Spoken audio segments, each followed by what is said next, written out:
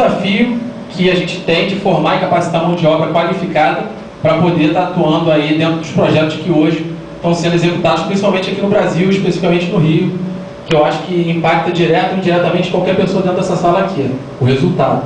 Então isso é bem interessante, porque hoje o mercado vive, de fato, uma carência muito grande de mão de obra qualificada. Quando eu falo mão de obra qualificada, é mão de obra capaz mesmo de entrar e fazer a diferença, melhorar o desempenho dos projetos, das atividades dentro das empresas, e aí a gente começa a identificar aí um pouquinho do potencial que a gente tem para poder estar contribuindo com o livro, com a obra. Então, a fonte foi o PMI, vou falar agora em um slide o que é o PMI. Hoje o PMI é a sigla Project Management Institute, o Instituto de Gerenciamento de Projetos. É a maior associação, né, instituição de gerenciamento de projetos no mundo, com um objetivo, um único propósito, né, disseminar e institucionalizar o profissionalismo de gerenciamento de projetos. É uma instituição sem fins lucrativos. A estrutura do Instituto, ela é movida no mundo inteiro por voluntários profissionais da área.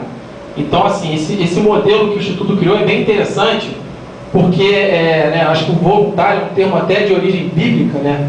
O fato da pessoa se doar, né, em prol de outra pessoa, de ajudar o próximo, enfim. A ideia é que profissionais, autoridades, especialistas que acreditam na causa do gerenciamento de projetos possam estar dando um pouco do seu conhecimento para poder estar contribuindo na formação de novos profissionais e assim vai. Então, hoje o Instituto, ele, sem dúvida, conseguiu um desempenho muito satisfatório. Existem mais de 600 mil membros profissionais certificados e filiados, então um número também bastante considerável.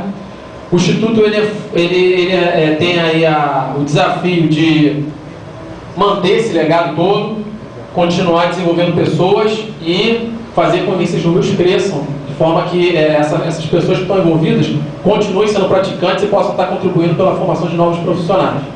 O Instituto também tem como referência aí o padrão, né, manter o padrão de gerenciamento de projetos, que é o Guia PMBOK.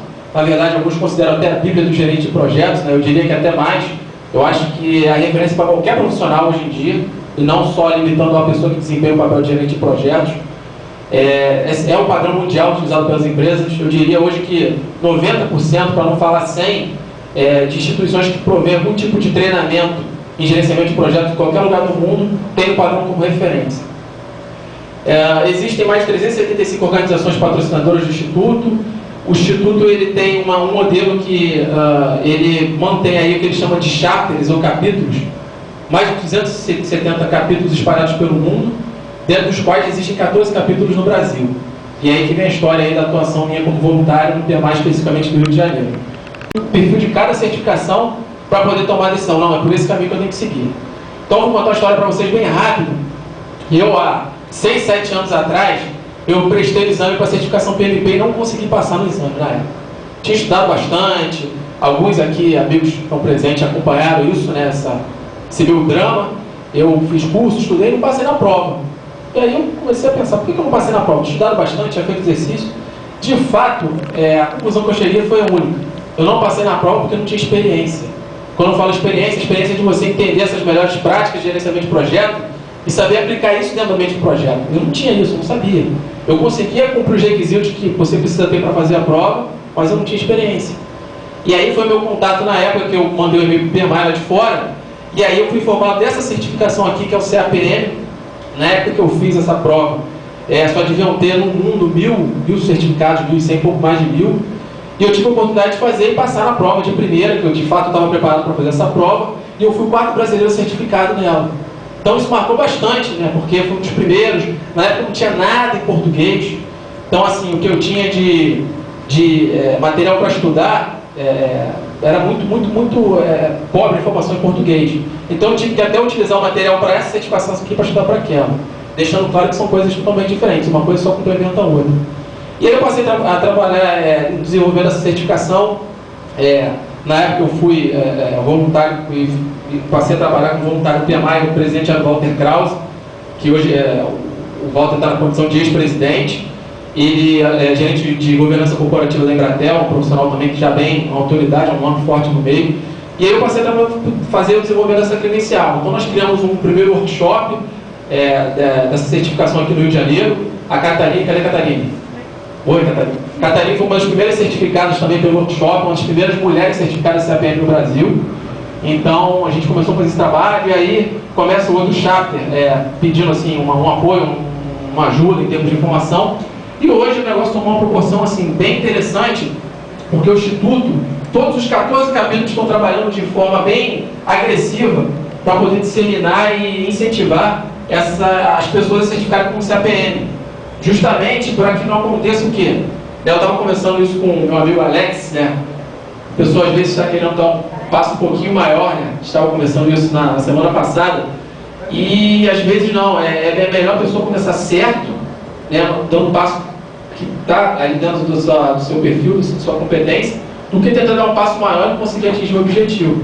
Então a gente às vezes lidar com vários casos, lá pelo menos no PMI, a gente recebe muito e-mail de pessoas pedindo orientação do que faz, o que não faz.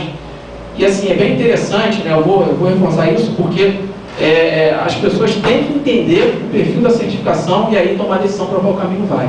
Porque você imagina uma pessoa dando um salto maior do que ela pode e aí ela vai gerir um projeto de uma empresa de milhões de dólares de investimento e não está preparada para fazer. Olha o desafio que tem, olha o problema que você tem. Então é melhor a pessoa estar certificada num nível que seja adequado para depois ela puxar uns degraus assim e aí conseguir atingir objetivos profissionais. Eu acho que o grande lance está aí. Então hoje, para fechar o assunto do PMI, a gente tem esse instituto, a gente tem esse trabalho. A certificação CAPM é reconhecida internacionalmente, é uma das maiores certificações do instituto e a gente tem hoje como objetivo aí estar disseminando que cada vez mais profissionais do Brasil possam estar certificados. A maioria hoje dos profissionais certificados estão nos Estados Unidos, se eu não me engano, Canadá, Índia e o Brasil está em 4º lugar. Então a gente tem um potencial aí bem interessante.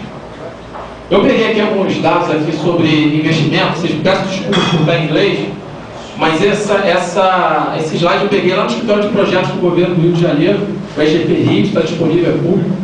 Então, sobre o que tem previsto aí de investimento no setor público e privado aí, previsto para os próximos anos aí. Então, a gente tem valores aí bastante consideráveis, eu estou falando de casa de bilhões, na parte de óleo e gás, refinamento de óleo, gás natural, logística, energia nuclear, urbanização. Então, a gente tem aí uma série de oportunidades e potencial para novos empregos, para desenvolvimento profissional, para crescimento.